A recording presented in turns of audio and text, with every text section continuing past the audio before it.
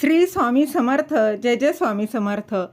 माझ्या स्वामी कृपा चॅनलमध्ये सर्वांना नमस्कार. स्वामी महाराजांच्या कृपेने तुमच्या सर्व चांगल्या इच्छा पूर्ण होत ही स्वामी महाराजांच्या चरणी प्रार्थना करते आणि आजच्या या नवीन व्हिडिओला सुरुवात करते. आपल्या हिंदू धर्मात सुवासिनी महिलांसाठी अत्यंत महत्त्वाचा आणि अखंड सौभाग्याचं लेणं देणारा सण म्हणजेच वटपौर्णिमा. आणि आपल्या पतीला उत्तम आरोग्य, दीर्घ आयुष्य लाभावं आणि 7 जन्मी हाच पती मिळावा यासाठी सर्व सुवासिनी अत्यंत श्रद्धेनं हे व्रत करतात. यंदा म्हणजे 2026मध्ये वटपौर्णिमा कधी आहे, त्याचबरोबर पौर्णिमा तिथी कधी सुरू होत आहे आणि कधी संपत आहे, पूजेचा सर्वात उत्तम आणि शुभ मुहूर्त कोणता, तसेच या दिवशी कोणते विशेष योग जुळून आलेले आहेत, त्याचबरोबर कोणत्या रंगाच्या साड्या घालाव्यात, कोणत्या रंगाच्या साड्या घालू नयेत, त्याचबरोबर कुठल्या रंगाच्या बांगड्या घालावा, अगदी संपूर्ण माहिती या व्हिडिओत मी तुमच्यासोबत शेअर करणार आहे. त्याआधी तुम्ही माझ्या चॅनलवर नवीन असाल तर सबस्क्राईब नक्की करा आणि व्हिडिओ माहितीपूर्ण वाटला तर लाईक शेअरसुद्धा नक्की करा.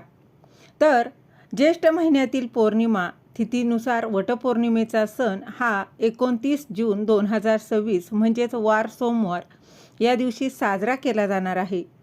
पौर्णिमा तिथीचा प्रारंभ हा रविवारी 28 जून 2026 रोजी रात्री उशिरा किंवा 29 जूनच्या पहाटे 3 वाजून 6 मिनिटांनी सुरू होणार आहे. पौर्णिमा तिथीची समाप्ती ही मंगळवारी 30 जून 2026 रोजी पहाटे 5 वाजून 26 मिनिटांनी होणार आहे. त्यामुळे उदय तिथीनुसार 29 जून 2026 रोजी सोमवारी आपल्याला पौर्णिमा जी आहे तर ती साजरी करायची आहे. याच दिवशी सर्व सुवासिनींनी वटपौर्णिमेचं व्रत करणार आहेत. यंदाची वटपौर्णिमा अत्यंत खास आहे, कारण या दिवशी अतिशय दुर्मिळ आणि शुभ असे योग जुळून येत आहेत. यंदा वटपौर्णिमा सोमवारी आलेली आहे. सोमवार हा भगवान शिव आणि चंद्राचा वार मानला जातो. वडाच्या झाडामध्ये साक्षात शिवशक्तीचा वास असतो. त्यामुळे सोमवारी वटपूजन केल्यानं त्या व्रताचं फळ अनंत पटीनं वाढणार आहे. तर या दिवशी आकाशमंडळात शुभयोग आणि सौभाग्ययोग निर्माण होत आहेत. हा योग वैवाहिक जीवनात सुख, समृद्धी आणि पती-पत्नीमधील प्रेम वाढण्यासाठी अत्यंत फलदायी असं मानलं जातं. ही ती तिथी आहे त्या दिवशी सती सावित्रीनं आपल्या पतीचं यमराजाकडून प्राण पुन्हा मिळवले होते. म्हणूनच हा सण केवळ एक परंपरा नसून स्त्रीच्या प्रेमाची आणि आत्मबलाची शक्ती दर्शवतो.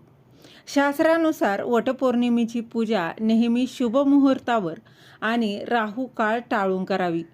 29 जून रोजी पूजेसाठी सर्वात उत्तम वेळ तर असा आहे.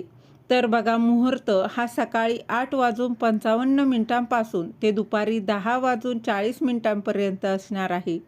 जर तुम्हाला सकाळी लवकर पूजा करायची असेल तर तुम्ही सूर्योदयानंतर सकाळी 6:30 ते दुपारी 4:30 संपूर्ण शुभ चौघड्यांचा लाभ घेऊ शकता. त्याचबरोबर सकाळी असणारा राहू काळ आणि भद्रा काळ टाळूनच पूजा संपन्न करायची आहे. आता पूजेचे संपूर्ण साहित्य आपण बघूयात.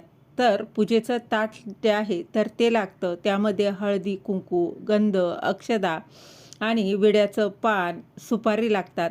वडाला गुंडाळण्यासाठी कापसाचं सूत म्हणजेच त्याला कच्चा दोरा जो म्हणतो तो देखील लागतो. त्यानंतर धूप, दीप, कापूर, माचीस, 5 प्रकारची फळं,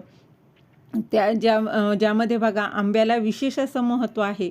त्याचबरोबर पाण्याचा तांब्या अर्घ्य देण्यासाठी, त्याचबरोबर वडाच्या पानांची बनवलेली किंवा बाजारातून बनवलेली सती सावित्रीची मूर्ती किंवा प्रतिमा, त्याचबरोबर नैवेद्यासाठी पुरणपोळी किंवा तुम्ही जे कुठलं बनवलं आहे गोड नैवेद्य तो, सुवासिनींना देण्यासाठी वाण ज्यामध्ये फळं, गहू, हरभरे, बघा तुमच्याकडे जी पद्धत आहे त्या पद्धतीने तुम्हाला वाण द्यायचं आहे. वटपौर्णिमेच्या दिवशी सकाळी लवकर उठून स्नान करून पारंपरिक किंवा बघा सुंदर साडी परिधान करावी. वडाच्या झाडाजवळ जाऊन प्रथम तिथे स्वच्छता करावी आणि पाण्याचा सडा टाकावा. झाडाच्या खोडाजवळ सती सावित्रीची मूर्ती किंवा सुपारी ठेवून तिची हळद, कुंकू, अक्षता आणि फुलं वाहून पूजा करावी. त्यानंतर वडाच्या झाडाला हळद, कुंकू लावून मनोभावे नमस्कार करावा आणि ऋतुकाळाप्रमाणे आपली 5 फळं विशेषतः आंबा अर्पण करावा. आता अत्यंत महत्त्वाचा विधी म्हणजे सूत गुंडाळणं, म्हणजेच कच्चा जो दोरा आहे तो. बघा, कापसाचे पांढरं सूत हातात घेऊन वडाच्या झाडाला किमान 7 किंवा शक्य असल्यास 108 प्रदक्षिणा घालाव्यात. ते सूत झाडाला गुंडाळावं. प्रदक्षिणा घालताना मनात आपल्या पतीच्या दीर्घ आयुष्यासाठी आणि सुखासाठी प्रार्थना करावी. पूजा संपन्न झाल्यावर तिथे एक दिवा, धूप तो देखील लावावा, नैवेद्य दाखवावा आणि वडाच्या झाडाची मनोभावे पूजा करावी, आरती करावी आणि शेवटी तिथे असणाऱ्या सुवासिनींना हळद कुंकू लावून वाण द्यावं आणि घरी येऊन पतीच्या चरणांचा स्पर्श करून आशीर्वाद घ्यावा. अशा पद्धतीने आपल्याला वटपौर्णिमेची पूजा जी आहे तर ती करायची आहे. या दिवशी आपण सर्वजण खूप छान बघा सुंदर असं नटतो, साडी घालतो, दागदागिने परिधान करतो. पण बऱ्याचशा बघा महिला ज्या आहेत त्यांना माहीत आहे का की वटपौर्णिमेच्या पूजेमध्ये आपण कोणत्या रंगाचे कपडे आणि कोणत्या रंगाच्या बांगड्या घातल्या पाहिजेत? तर बघा, याला देखील शास्त्र आहे. आपल्या शास्त्रात खूप मोठं महत्त्व आहे. काही रंग असे आहेत जे तुमचं सौभाग्य हे 1000 पटीनं वाढवतं. तर काही रंग जे आहेत ते पूजेच्या वेळी परिधान केल्यास पूजेचं फळ मिळत नाही आणि त्याचा दोष देखील लागतो. तर बघा, आजच्या व्हिडिओत आपण तेच जाणून घेणार आहोत. यंदा वटपौर्णिमेचे 5 कोणते शुभ रंग आहेत, त्या रंगाची साडी आणि बांगड्या तुम्ही आवर्जून घातल्या पाहिजेत आणि असं कोणते रंग आहे जे चुकूनही वापरायचे नाही. तर बघा, अगदी बघा, सर्वात पहिलं म्हणजे पूजेमध्ये रंगांचं महत्त्व एवढं महत्त्व का असतं? तर बघा, आपल्या हिंदू धर्मात प्रत्येक सणाला आणि पूजेला विशिष्ट रंगाचं महत्त्व सांगितलं गेलं आहे. रंग हे केवळ दिसायला सुंदर नसतात, तर त्यांच्यामध्ये एक विशिष्ट ऊर्जा असते. शुभ रंग हे निसर्गातील सकारात्मक आणि दैवी शक्तींना आपल्याकडे आकर्षित करतात. जेव्हा आपण वडाच्या झाडाची म्हणजे साक्षात ब्रह्मा, विष्णू आणि महेश आणि शिवशक्तीची पूजा करतो, तेव्हा आपल्या अंगावरील शुभ रंग पूजेची सकारात्मक ऊर्जा आपल्या शरीरात आणि मनामध्ये संक्रमित करतात. योग्य रंग परिधान केल्यानं मनाला शांतता देखील लाभते. त्याचबरोबर पती-पत्नीमधील प्रेम वाढतं आणि घरातील नकारात्मकता देखील दूर होते. आता बघा, आपल्या योग्य रंगाची साडी घातली नाही किंवा चुकीचा रंग निवडला तर काय होतं? तर शास्त्रानुसार पूजा अर्चा करताना नकारात्मक जर रंग परिधान केल्यास पूजेमध्ये विघ्न येऊ शकतात. वटपौर्णिमा हा अखंड सौभाग्याचा, आनंदाचा आणि मांगल्याचा उत्सव आहे. जर आपण या दिवशी चुकीचं किंवा अशुभ असे रंग परिधान केले तर नकारात्मक ऊर्जा वाढते. त्याचबरोबर पूजेचं पुण्य जे आहे तर ते देखील मिळत नाही आणि वैवाहिक जीवनावरती देखील त्याचा परिणाम होतो. त्यामुळे नटण्या थटण्याच्या आनंदात रंगांची चूक अजिबात करू नका. तर चला जाणून घेऊया वटपौर्णिमेचे 5 शुभ रंग कोणते आहेत. तर सर्वात पहिला म्हणजे त्यामध्ये सर्वात पहिला जो रंग आहे तो म्हणजे लाल रंग.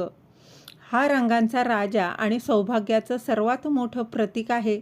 लाल रंगाची साडी आणि लाल रंगाच्या बघा बांगड्या परिधान केल्यानं माता लक्ष्मी आणि माता पार्वतीचा आशीर्वाद मिळतो. हा रंग पती-पत्नीमधील प्रेम आणि समर्पण वाढवतो. दुसरा रंग जो आहे तो म्हणजे हिरवा रंग. हिरवा रंग म्हणजे निसर्गाचा आणि समृद्धीचा रंग.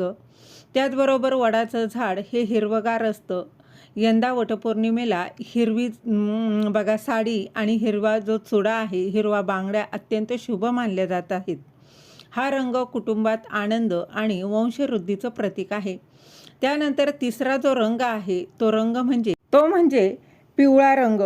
आता बघा, तिसरा रंग जो आहे तो पिवळा रंग आहे आणि पिवळा हा रंग भगवान विष्णू आणि देवगुरु बृहस्पती यांचा आवडता रंग आहे. गुरुग्रह महिलांच्या पत्रिकेत पतीचा कारक असतो. त्याचबरोबर पिवळी साडी घातल्यानं पतीचं आयुष्य वाढतं आणि नशीब देखील चमकतं. त्यानंतर पुढचा जो रंग आहे तो म्हणजे चौथा नारंगी रंग किंवा याला आपण भगवा रंग असं देखील म्हणतो. तर हा रंग अग्नी आणि पावित्र्याचं प्रतीक मानलं जातो. हा रंग परिधान केल्यानं मनात जे काही सकारात्मक विचार येतात आणि पूजेमध्ये पूर्ण त्याचे लाभ देखील मिळतो. 5वा जो रंग आहे तो म्हणजे गुलाबी रंग. गुलाबी रंग हा नात्यातील गोडवा आणि आदर्श दर्शवतो.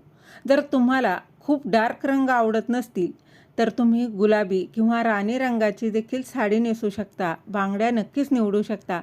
आता सर्वात महत्त्वाची बघा आपल्याला सावधगिरी म्हणजे वटपौर्णिमेच्या दिवशी रंगांची साडी आणि बांगड्या चुकूनही वापरू नका. तर कुठले असे रंग आहे तर हिंदू धर्मात कोणत्याही शुभ कार्यात किंवा सौभाग्याच्या सणात काळा रंग पूर्णपणे वर्ज्य म्हणजेच निषिद्ध मानला जातो. काळा रंग हा राहू, केतू आणि शनीचे संबंधित असून तो राहूची नकारात्मकता जी आहे, जी निगेटिव्हिटी आहे ती आकर्षित करतो. हा रंग दुःखाचं प्रतीक मानला जातो. त्यामुळे वटपौर्णिमेला काळी साडी, काळी बॉर्डर असलेली साडी किंवा बांगड्या देखील अजिबात घालू नका. तसेच पांढरा रंग हा देखील सौभाग्याच्या पूजेत वापरत नाही, त्यामुळे तोही कलर टाळा. साडीसोबतच आपल्या हातातील बांगड्यांना म्हणजेच चुड्यालाही विशेष महत्त्व आहे. सुवासिनींचे हात कधीही बघा रिकामे नसावेत असं म्हटलं जातं. बांगड्यांचा जो खणखणाट असतो तो घरातील नकारात्मक ऊर्जा जी आहे तर ती पळून लावतो, दूर करतो. वटपौर्णिमेला साड्यांच्या रंगांशी मॅचिंग करून तुम्ही हिरव्या किंवा लाल रंगाच्या काचेच्या बांगड्या आवर्जून घाला. काचेच्या बांगड्यांमधून निघणारा जो ध्वनी आहे तो वातावरणात पवित्रता निर्माण करतो. पूजेच्या वेळी हातात किमान 2-2 किंवा 4-4 तरी आवर्जून हिरव्या बांगड्या तर काचेच्या नक्की असाव्यात. तर यंदा वटपौर्णिमेला या 5 शुभ रंगांपैकी तुमच्या आवडीची साडी आणि बांगड्या निवडा आणि तुमची पूजा यशस्वी तुम्ही नक्कीच करू शकता. तर यंदा कोणत्या रंगाची तुम्ही साडी नेसणार आहात कमेंटमध्ये नक्की सांगा. आणि माहितीपूर्ण हा व्हिडिओ आवडला असेल तर लाईक शेअर नक्की करा. धन्यवाद.